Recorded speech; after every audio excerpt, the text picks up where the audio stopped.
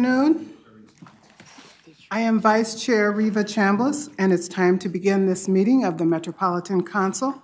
It's Wednesday, April 12th, 2023, and I am calling the meeting to order. Are there any changes to the agenda? If not, we'll move on, and the first order of business is approval of the minutes from the March 22nd council meeting. Can I have a motion? Move to approval. approve? Oh, I'm sorry. Move approval, Madam Chair. Sure. Is there a second? A second. And a second, is there any discussion? All in favor? Aye. Opposed? The motion passes. Next on the agenda is the approval of excuse me. At this point, I'm going to ask for approval of the March 29th, 2023 Special Metropolitan Council minutes. Is there a motion? So moved. Second? Second. Any discussion? All in favor? Aye. Any opposed? The motion for those minutes carries. At this point in the meeting, members of the public who wish to address the council on matters that are not on the agenda may do so. Please limit your comments to 3 minutes, and we will have one person who I believe is registered to speak if they are here. Susan Mercurio. I am not seeing that person. Would anyone else like to speak on any items that are not on the agenda? I'm seeing none. We are moving on to business items. Our first business item is 2023-73, joint same week, from the April Special Transportation Budget Amendment. And we'll do a roll call, and we'll have Councilmember Johnson. Thank you, Madam Chair. Again, this is business item 2023-73. It's a joint committee same week item, and it is a unified budget amendment. The 2023 April Special Transportation Budget Amendment makes changes to a single project in the capital budget in transportation. The proposed amendment was reviewed and approved by the Transportation Committee this past Monday, April 10th, and today the Management Committee this afternoon also approved it unanimously. Recognizing the very recently awarded full funding grant agreement from the FTA for the Gold Line Bus Rapid Transit Project, the amendment adds $239 million in federal revenues for this project and adds those funds to the Metro Transit Authorized Capital Program, or ACP. The individual change is noted in the attached Table 9, and we also have a check sitting back here that everybody received at the event yesterday. Unfortunately, I couldn't attend, but I saw the photos and send congratulations to everybody. So normally, Madam Chair, I would make the motion on this, but I'm going to defer to Councilmember Barber, who's Chair of Transportation and sits on management, because this is a big deal for transportation. So she's going to move it, and I will follow behind her after that. Thank you, Councilmember. Yes. Thank you, Madam Chair. I move that the Metropolitan Council authorizes the 2023 unified budget as indicated and in accordance with the attached table. Is there a second? Second. Any discussion? Go ahead. Thank you, Madam Chair. Before we vote on it, I do want to thank everyone who was able to attend yesterday. Appreciate seeing so many faces from both the council and from our staff, but also want to take a moment to thank our federal partners. We're very fortunate to have the FTA Administrator Fernandez there, District 5 Regional Administrator Brookins, Associate Administrator Kincaid, and District 5 Engineer Hassan, who all attended, as well as at the event we had support from both of our senators, Senator Klobuchar, Senator Smith, and U.S. Representative Betty McCollum. This really showed our event yesterday how important this project is for the East Metro and for the overall metro system. But I think it was really coming together of what you can do when you have local support from the cities to the counties to the state to the federal government, and all came together, and that's how we were able to celebrate this great event. So thank you to everyone who helped out. Wonderful, and I do agree. I was able to meet some of the FTA administrators and the folks that worked on this project. Well done. At this time, we will do a roll call. Bridget, please call the roll. Johnson. Aye. Carter. Aye. Barber. Aye. Pacheco. Aye. Lilligren. Aye. Osman. Aye. Chambliss. Aye. Morales. Aye. Peterberg. Aye. Lee. Aye. Carter. Aye. Dolkar. Aye. Wolf. Aye. That roll call shows that the motion carried. Thank you. Next, we will have the item on consent. Our next order of business is the approval of the consent agenda. Can I have a motion So moved. and a second? Second.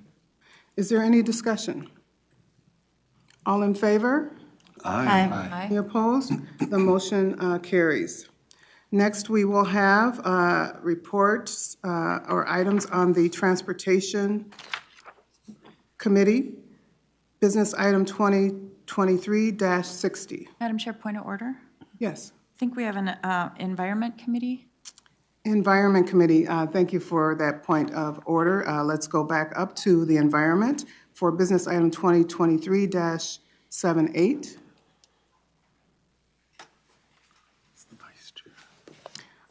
That's MWWTP Water Systems Renewal and Improvements, Phase 1 Distribution System, Renewal Project Rejection of Bid.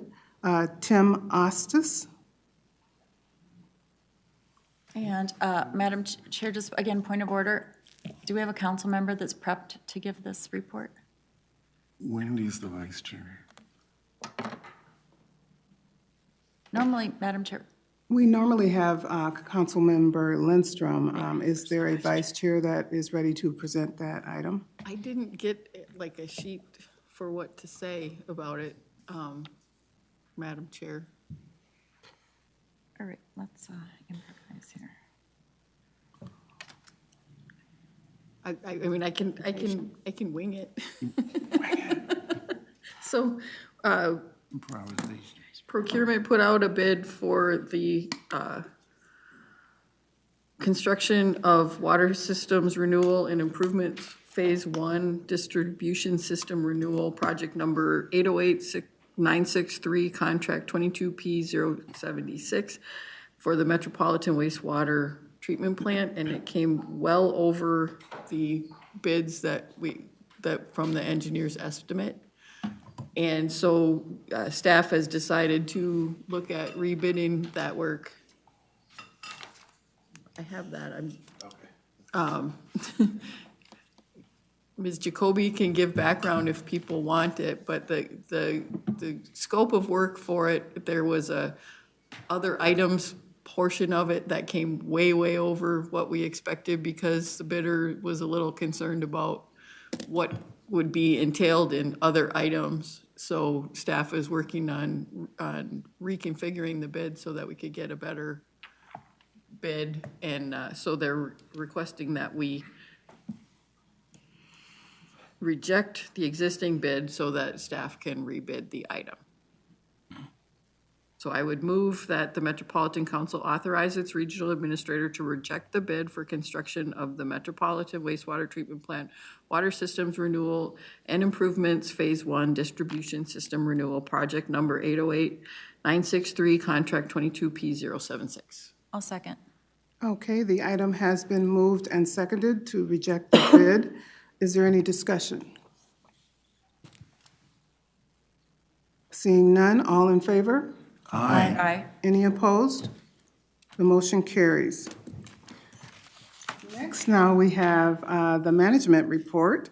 Councilmember, so we will move on to, Management Committee reports are on the consent agenda, so we will move on to the Transportation Committee with Councilmember Barber presenting. Thank you, Madam Chair. Madam Chair, council members, business item number 2023-60 is regarding the release of the Metro F-Line Recommended Corridor Plan for public comment. The Metro F-Line Recommended Corridor Plan identifies station locations for the F-Line Arterial Bus Rapid Transit Corridor. A draft of this plan was published on October 24th, 2022. Comments on the plan were accepted through December 5th, with significant communication and outreach activities conducted during the comment period. A summary of feedback received on the draft corridor plan and responses to comment themes are included in the recommended corridor plan. Based on the feedback received on the draft plan, staff analyzed additional alternatives at several station platform locations. However, staff are not recommending changes to station locations at this time. Following release of the recommended corridor plan, staff will continue outreach and engagement around the plan. Staff will bring a final corridor plan, including public comment, for council approval following the recommended plan comment period. Upon completion and approval, the plan will identify the final plan locations for F-line stations in advance of engineering. Discussion at the Transportation Committee included support for staff to continue engaging with and listening to stakeholder voices, emphasis on reaching historically underrepresented groups, and questions about analysis of parking impacts and station platform characteristics. Therefore, Madam Chair, I move that the council authorize release of the Metro F-line recommended corridor plan for public review and comment, and direct staff to collect public comments through Sunday, May 14, 2023, summarize comments, and report the findings to the Metropolitan Council. Thank you for that motion. Is there a second? Second. Seconded by Tony Carter. Any discussion? Madam Chair, Go ahead, Councilmember Cedarburg. I just have a question on the data that's being used. Is they said in the plan that they use baseline data from years prior to 2020.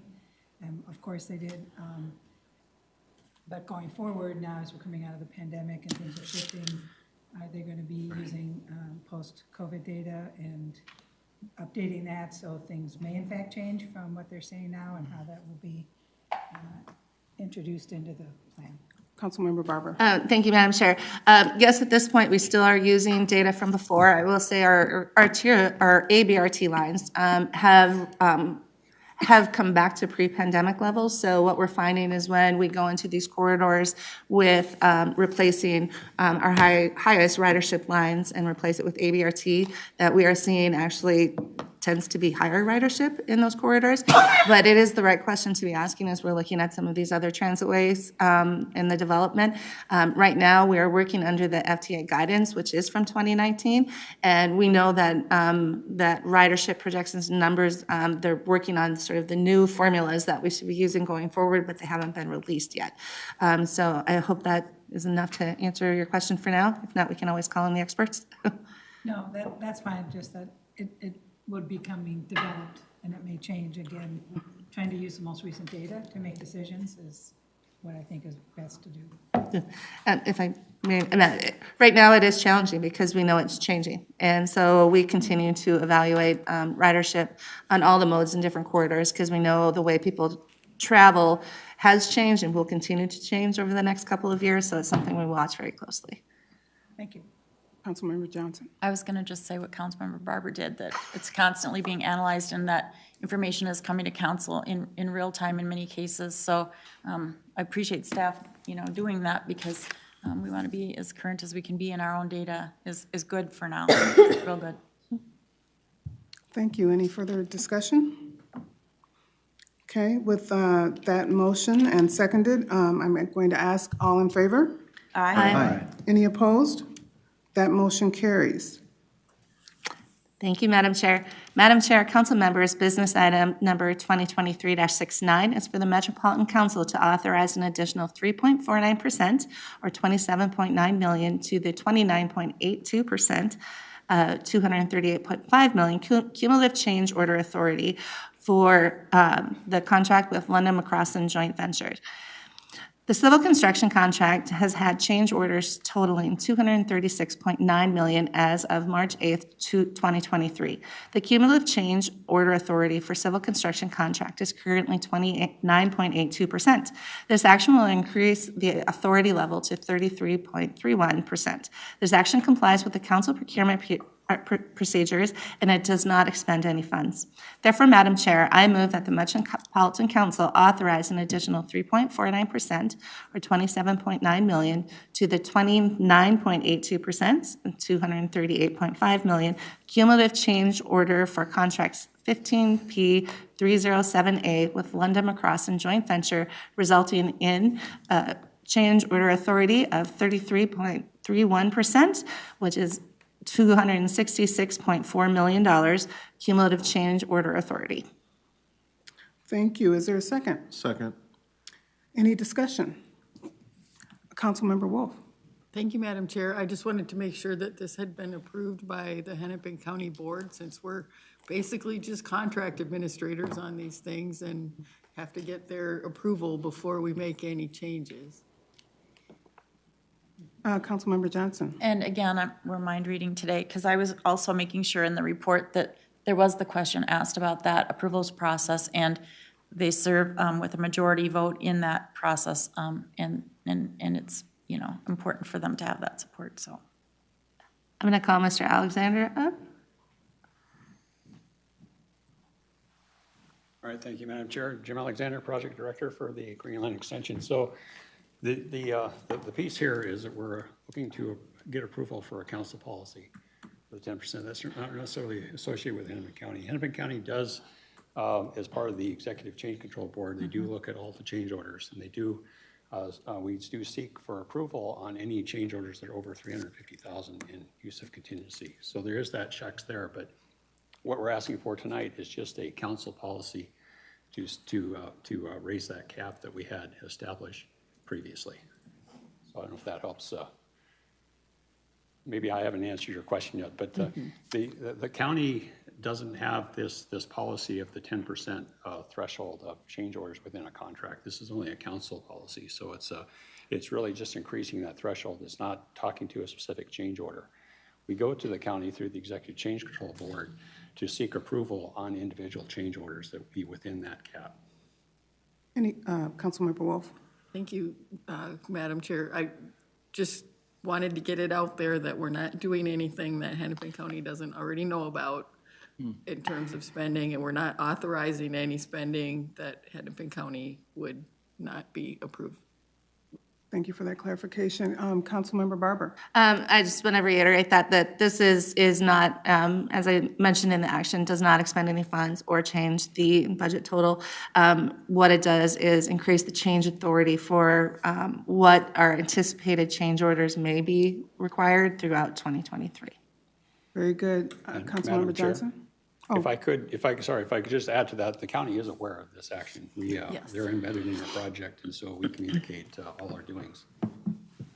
Very good. Councilmember Johnson? And I'll just state the obvious, but maybe it's not obvious. They, on the change board, are always involved in the decision-making, and again, have a majority on that board, and the entire project has gone through that process. And I want to thank you, Mr. Alexander, for leading us through a very difficult project, but doing a really admirable job of it. It's not been easy, but we're almost to what are we at? Are we close to 80% now? Well, Madam Chair, council members, I reported to the Corridor Management Committee last week where overall the project is over 70% complete, and the civil construction, which we're talking about tonight, is a little over 75%, and the systems work is just getting underway out in the field. It's probably less than 10%, but all told, it's around 50% because they are continuing to manufacture and procure things, and we're putting those in local storage. In fact, we just put in our first traction power substation, so it's a little milestone that we have for somewhat celebrating, but I appreciate your comments. This has been a very difficult project, and we look to try to get it finished as cost effectively as we can. Thank you, Madam Chair. Thank you. Any further discussion? Councilmember Cameron. Thank you. Yeah, I just wanted to thank Mr. Alexander and Mr. Kobe for really walking us through that contracting process in the Transportation Committee. We had a really robust discussion there, and really appreciative of their ability to answer our questions directly. So thank you for that.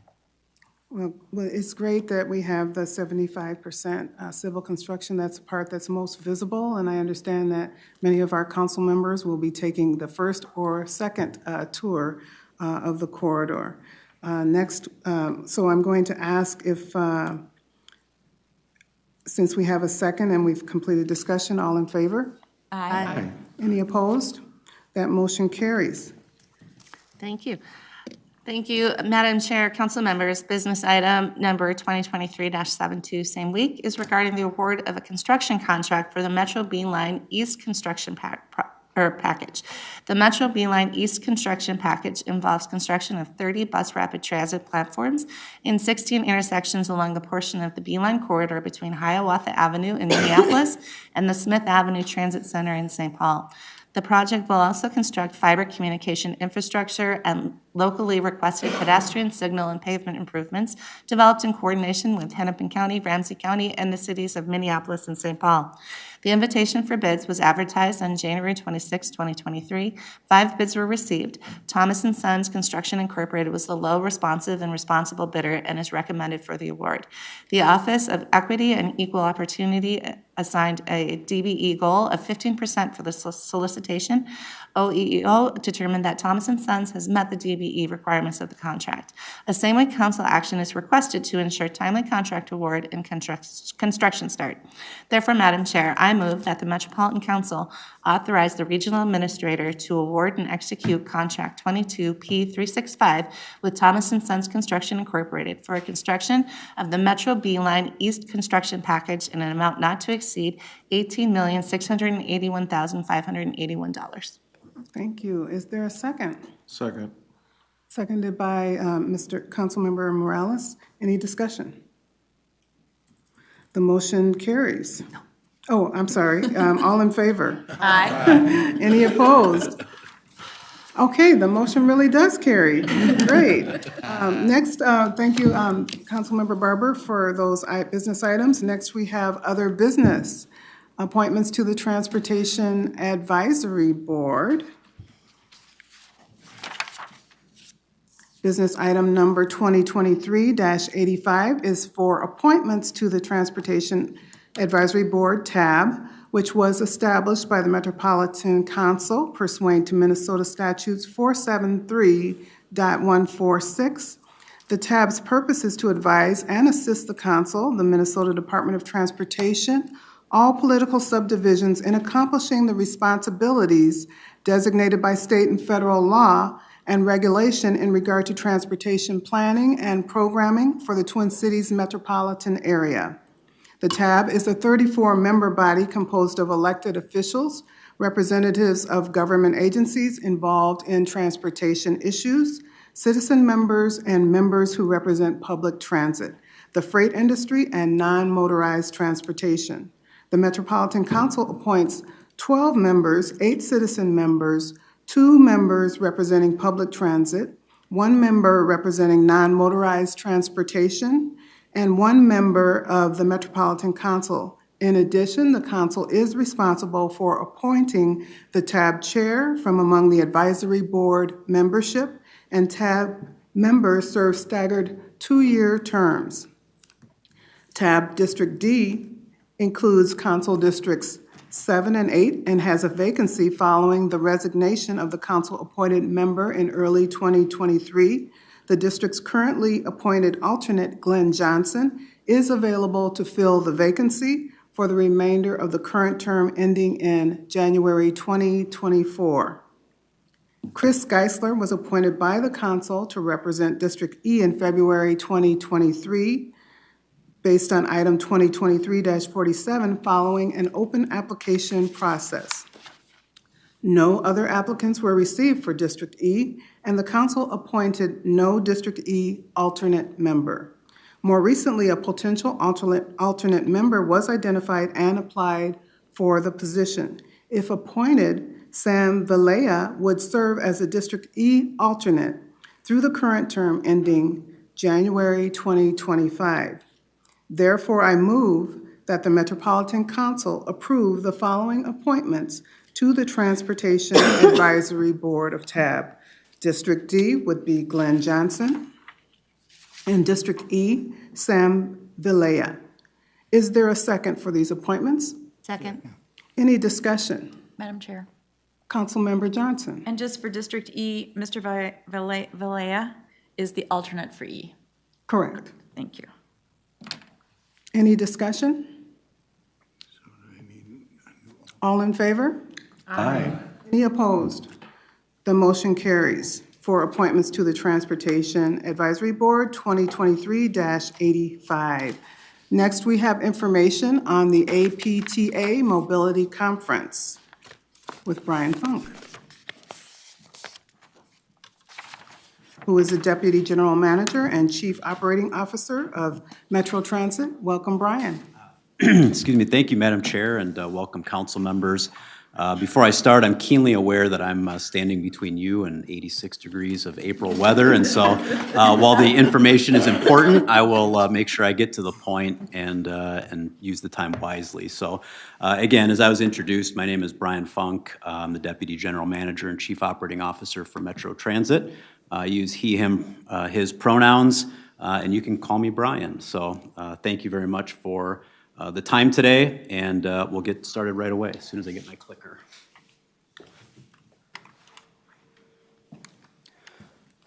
So just a little bit of background on what APTA stands for. So APTA is the American Public Transportation Association, which is a nonprofit international association with more than 1,500 members from both the public sector and private business that are all geared towards providing quality transit in North America.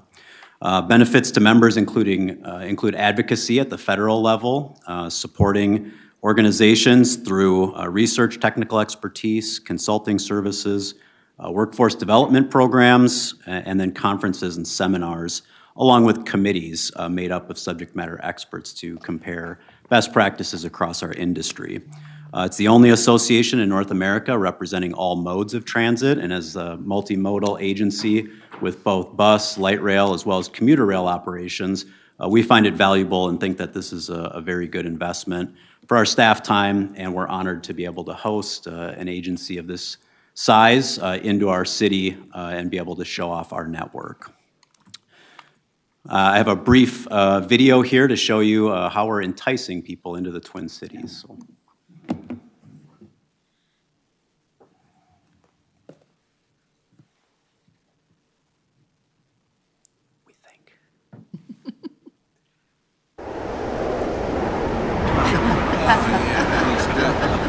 Well, that's how you do it.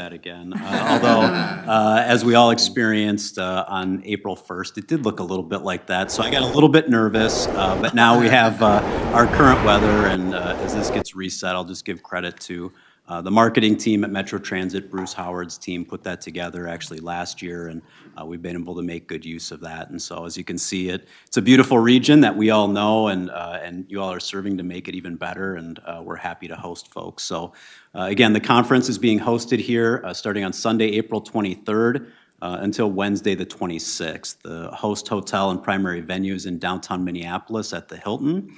In addition, there are 2 day sessions to show off for vendors, bus and different vendors in our industry over at the convention center on Monday and Tuesday. And so, again, it's a great opportunity. We're looking at about 1,000 people from our industry who are coming into town for this. The last numbers that I saw from APTA last week were in the mid-700s, and they said that's pretty typical, so it's a strong showing. Last year, San Diego had the rail conference, and you know what a draw San Diego can be for conferences. And so I don't know if we'll quite get to that number, but we're going to do our best to try to hit that mark. And so one of the really neat things that, again, our marketing department has done for this conference is put together a mobile transit pass. So much like our customers are able to access that from their mobile device, this will be available to registered attendees ahead of time. So from the time they land at the MSP airport, they're able to go hop on Blue Line with that fare and be able to travel right into downtown. We have a host of ambassadors, which I'll talk about in a minute, who are going to be out on the system, making sure that all of our customers, in particular our industry colleagues, have that experience and understand how to get to the train and then have what we think will be a good experience here in the Twin Cities. Sort of right before and right after, I want to mention as well, we're hosting what's called APTA's Emerging Leaders Capstone. So these are young professionals that are starting out with very high potential, competitively get into this program, and we've had a number of graduates that we've had over the years who will be coming in on about Thursday to work on their sessions, and I think some council members are coming to speak to that group, and we're really pleased to host them as well. And then following, starting on Wednesday for Thursday and Friday, FTA staff will be staying in town. Some others will be coming into town for a bus rapid transit roundtable. And so all of these events combined mean that we're really going to be the center of the transit universe later this month, which is exciting. Putting this together, of course, takes some resources, and I wanted to make sure to highlight that we do believe there are definite tangible benefits for both Metro Transit and MTS. And the team who put this together. So at the hotel, next to the registration desk, we of course have a host desk opportunity. So that's where we'll be staffing that, both to provide transit information as well as the happenings here at Metro Transit. We continue to be innovative and one of the leaders, and of course, through bodies like this, are making huge investments that are not being made everywhere. And so people like to hear our stories, and we'll make sure that we're able to share those. We have, as I mentioned, welcome ambassadors, and so this will take a couple of forms. So we do have some folks who are going to be at the airport. Those are kind of our traditional special event ambassadors, our wayfinding experts. And then we also have management staff and office staff who are out in the system. We're starting that actually later next week and then carrying that through APTA and trying to make that really more of an experience that we do for our customers who are using the service every day, to show that we're all invested, whether you are using it for commuting purposes or not. It's an expectation that we want to set, that it's a part of our job is to be out in the system, be visible and engaging with our customers and employees. So we're really excited about that. All of our employees are able to attend the educational sessions, so that's really good, and that extends to council members as well. And so with your ID badge, you're able to come and see the presentations from across the industry, and I'll provide a link here for the schedule over those days. And of course, there's the limitless peer exchanges. We're going to have very busy schedules that week. I know I've been reached out to by a number of people, as have my colleagues, about wanting to stop by because people are in town and saving a trip. And so it's going to be a fantastic experience. And of course, we want to show off our system. As we've talked about in this group, and our interim general manager, Leslie, and our chief of police, Mr. Morales, have talked about, we have challenges, but they're not unique to our system. And so as we've been talking both with APTA and our peer agencies, we've been sharing that. We've been explaining the steps that we are taking, but also people are realistic about sort of what big city transit agencies are faced with right now. And so we're not shying away from it. We're not doing everything to say that there aren't issues that we're working on, but rather we're saying that we're trying to address issues, and we're looking for new ideas in addition to what we're already trying.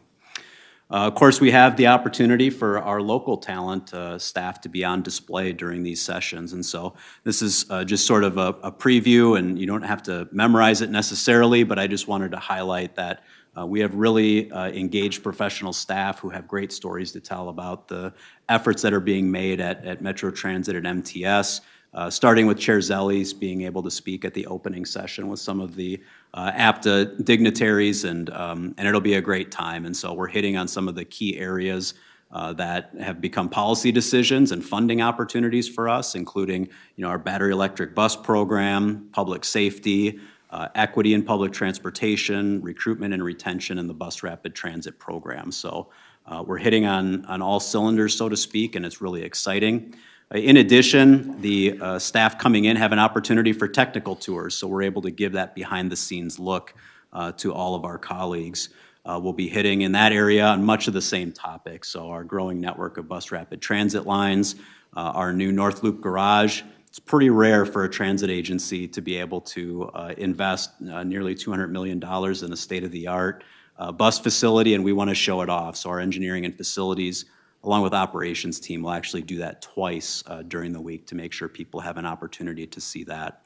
We want to highlight our partnerships with city, including things like transit priorities in our downtown area. And then New Flyer, a bus manufacturer that's just up the road in St. Cloud, will be supplying a bus to run up there, and so that they're able to show off a plant, because not everybody goes to bus plants, and it's a pretty cool thing to see a bus being assembled. And I know Councilmember Barber and others have had the opportunity to visit, and it's a great thing. So, and then Mall of America Transit Center.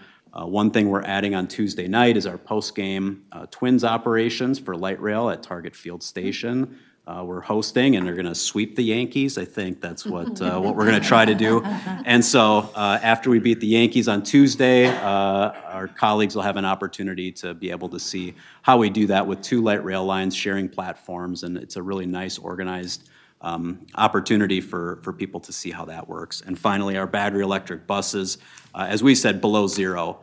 We have one of the most challenging operating environments of any transit agency in North America, including some of our friends in Canada.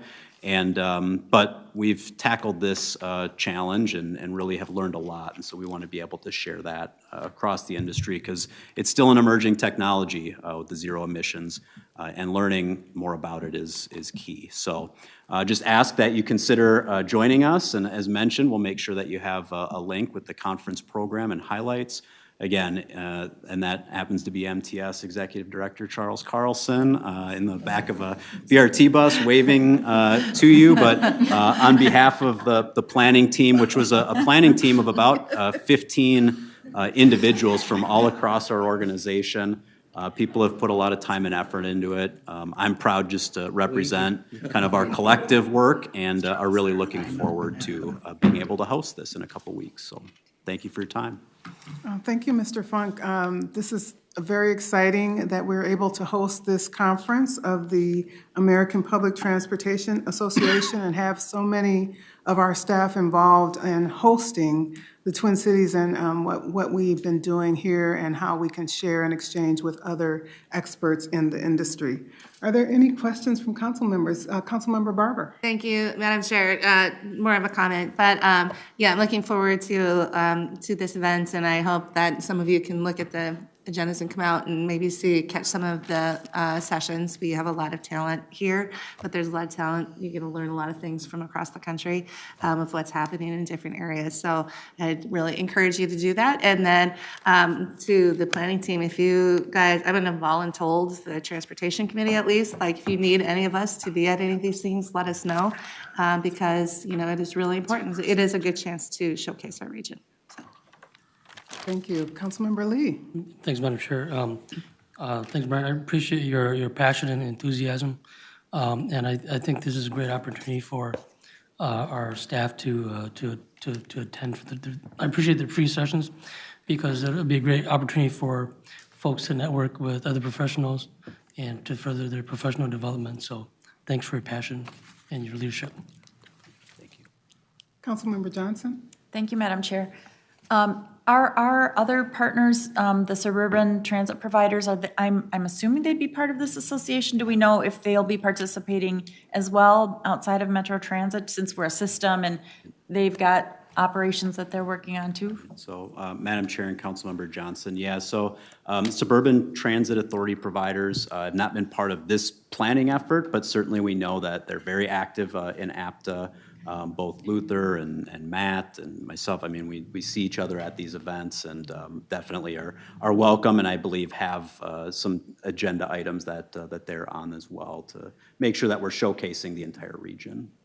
Thank you. And Madam Chair, I think that's really important. Brian, I think you're doing a great job, the whole team, especially the photo of Charles.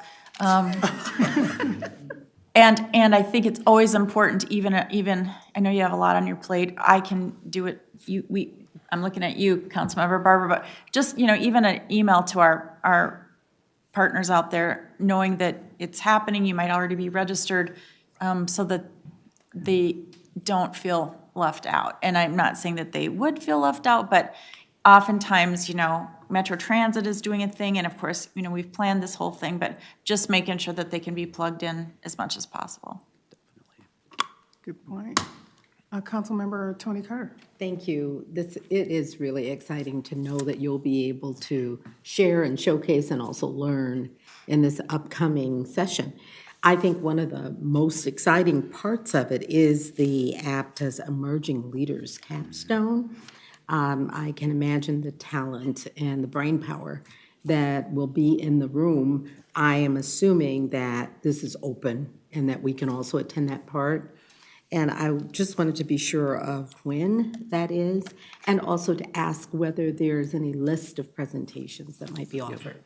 So, Madam Chair and Councilmember Carter, yes to sort of all of the above, and I'll provide those details in a sort of an executive summary following the meeting, so everyone has access to those. And yeah, the Emerging Leaders Program is something, and actually what APTA has done to ensure that it's a little bit easier for everybody to experience their work is they've been running a series of online webinars that have been recorded to talk about their capstone projects leading up to the full event in Minneapolis. And so I'll make sure that those links, topics, subjects are also included, because it's all about getting those different viewpoints and taking maybe a different approach or a twist on something that's already been in place. And yeah, it's great all around.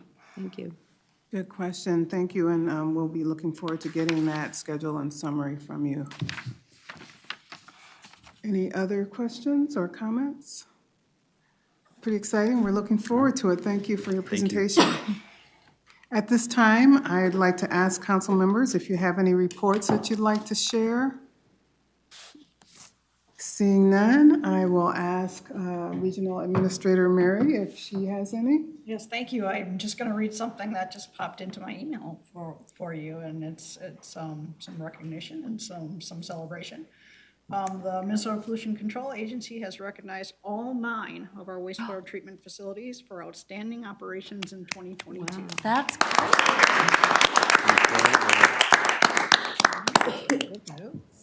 Thank you for that great report. I'm very proud to be a part, I'm sure all council members, of this great work by the organization. Ann, do you have anything to report? I yielded my time to Mr. Funk so we could get out to the 87-degree weather. And I am in agreement with that as well. So at this point, if there is not any further business, this meeting is adjourned. Enjoy the weather.